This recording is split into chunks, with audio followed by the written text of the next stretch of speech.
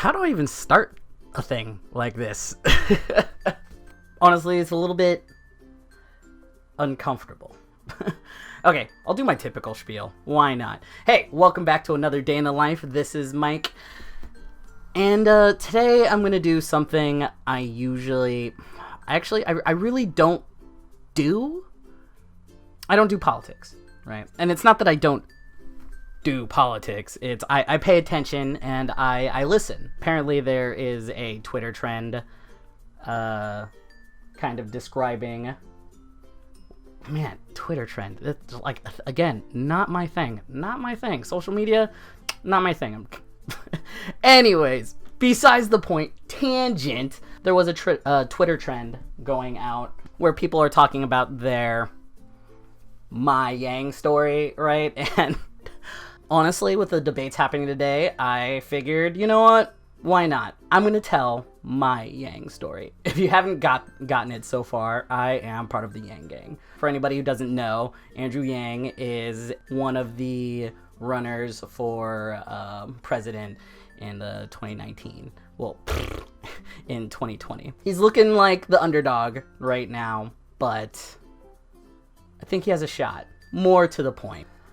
About me, right? So, my name's Michael Terrell, and I'm just a college student trying to make his way.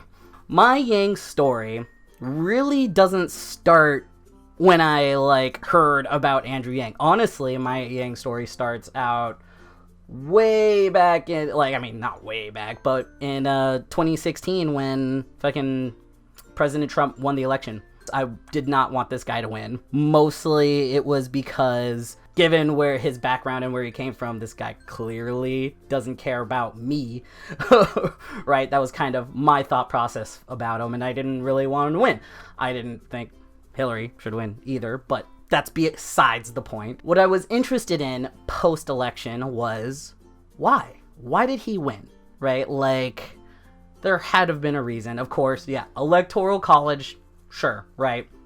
Whatever, right? But besides the electoral college, there was a lot of people who supported this guy, and I was wondering, why, right? Why did this guy get as much support as he did? From my perspective, the thing that I ran into was, honestly, he took advantage. Well, no, he gained the support of people in the Midwest. And I was like, well, why is Trump so attractive to the Midwest? And it's, to be frank, they're struggling out there. I learned that a lot of their way of life is crumbling, and these Midwestern towns and cities are struggling, and rampant unemployment, and all their jobs are being taken. And from their perspective, or how Trump sold the message, was these jobs are going overseas and immigrants are taking jobs. That's really what that's why they clung on to him. He was their guy that said, hey, stuff's wrong for you and let me fix it. I'm going to fix it for you. And just looking at their situation, I could understand why it was attractive. Bringing back my way of life, bringing back my jobs that we had, oh my goodness, please bring back the livelihood of our towns and cities, please. Right, in the Midwest. And I totally get it. From there, I really started thinking how do we help these people? Because realistically, yeah, their situation is dire. For a long time, I didn't know what an echo chamber was, and from my perspective here in California, I was just oh man, everything's dope here, right? I don't see any issues. Yeah, I'm still poor, right? But I'm still getting by. I'm not unemployed. I worked a entry-level job, lived with some roommates, NBD, right?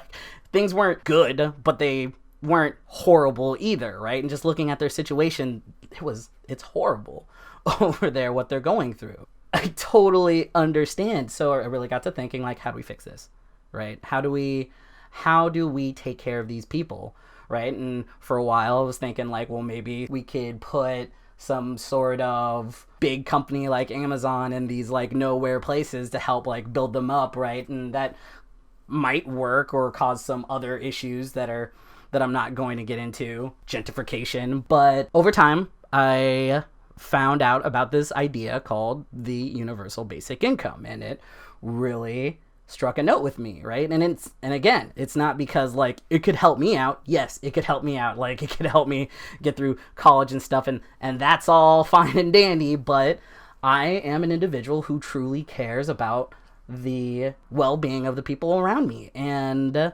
this, like, a universal basic income, $1,000 a month, would do a lot to alleviate the stress of trying to put your life back together once you've lost a really important, like, income, right? Like, it'll do a lot to cushion you from that fall, and it can allow you to give you a stable base, like, not like a giant one that you could like live off of, but something you can definitely survive off of to get yourself up off your feet and go do something to fulfill yourself. And whether it's like paying your bills or taking care of kids or giving yourself enough leeway to help yourself find another job, right? So when it came down to it, I was like, universal basic income, done. It needs to happen.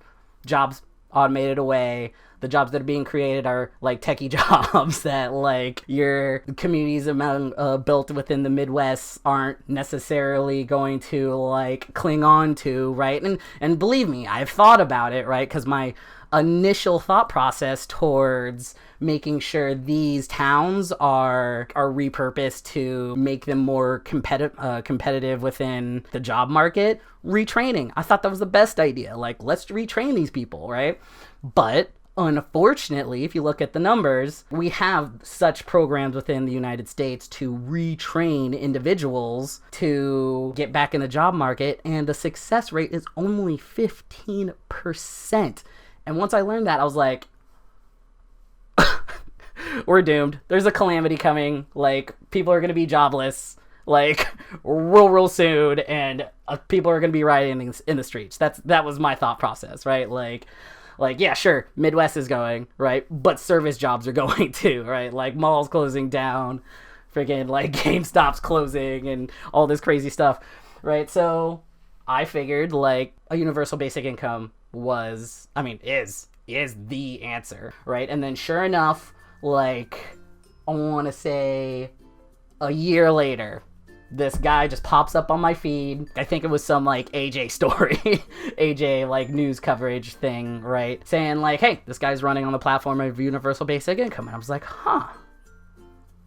Yeah, that's my guy, right? And it wasn't even like then. I was just like, yeah, okay, once things start rolling, I'll pay attention. But then inevitably as time went by, I had to do some like really hardcore studies as to like the effects on automation on our economy and the society at large, and that cemented my thought process. And Andrew Yang came up, and he's really moving towards taking care of these issues, and boom, I was hooked. Another thing that I really want to like touch on before I close this out, sure, yeah, main base, universal basic income, that's dope, right? Another important part to me when it comes down to dealing with people is the ability to be bipartisan, right? Or, I gotta look up that term. Give me a second.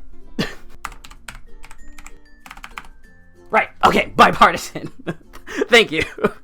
Thanks for being patient. He's bipartisan, right? And that's really my big thing, because I'm not a Democrat. Like, I'm not a Republican. I honestly hate all those freaking labels. I'll be honest. I'm an independent if I were to be anything. The two-party system is like terrible. It's a different discussion, right? But he is able to communicate to like Trump supporters. He's able to communicate toward Democrats, liberals, libertarians. He is capable of reaching across the aisle and bringing people together on logic and reasoning, and that just, that just, I feel so good. And if there was one thing that I talk about when I talk about universal basic income to people, about whether or not like Yang can win, the response is, after all the like facts and reasoning, the response to why universal basic income isn't going to happen, it's because people aren't going to agree on it. Nobody's going to sit down at the table with each other and figure it out because these teams are playing against each other, and if anyone can bring them together, he'll be able to do it. I believe it. I mean, even if it doesn't work out, I feel like I wouldn't be me if I didn't support this guy all the way to the end. Doesn't matter if he makes it in. Universal basic income is something that I firmly believe in, and that's it. There's really nothing much more to say about it. Yang's my guy. Yang gang. Not gonna lie. Proud Yang gang. Anyways, good luck, Andrew Yang. I'm rooting for you. Please make this happen for people. We need this. I'm rooting for you. Good luck.